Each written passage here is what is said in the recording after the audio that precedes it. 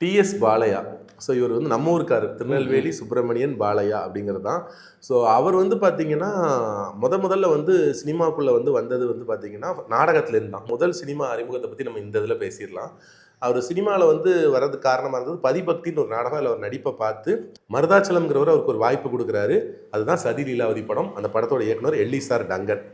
அந்த படத்தில் அவரோட நடிப்பை பார்த்து அடுத்து அவருடைய இரு சகோதரர்கள் வாய்ப்பு கொடுக்குறாரு. 1936 தமிழ் சினிமாவில் அறிமுகமாகிறார் பாலையா.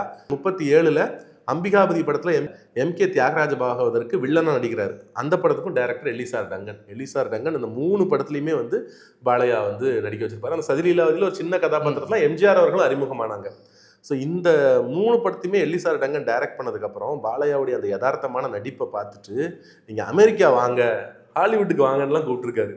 ஆனால் இவர் மறுத்துட்டாராம். அதுக்கப்புறம் அவர் எத்தனை படங்கள் நடிச்சிருந்தாலும் அவருக்கு வந்து திருவிளையாடல் படமும் தில்லானமோ நாம்பால் படமும் வந்து ஒரு தனி பேர் வாங்கி. காதலிக்க நேரமில்லை விட்டுட்டீங்க. அது சரியான படம். அந்த நாகேஷ் அவர் அந்த சீன் சொல்லக்கூடிய ஒரு விஷயம் இருக்கு பாருங்க. அதெல்லாம் வந்து அதுலேயும் குறிப்பாக நம்ம பார்த்தீங்கன்னா தில்லானமோ நாம்பால் அவர் சிவாஜி கணேசன் கூட சேர்ந்து பேசுகிறேன். இன்னைக்கு என்ன ஆட்டம் ரொம்ப ஜாஸ்தியாக இருக்குதாம தம்பி, நீங்கள் இன்னைக்கு பாட்டுக்கு வாசிச்சிங்களா, நம்ம திருவிழாக்கு போகிறோமா.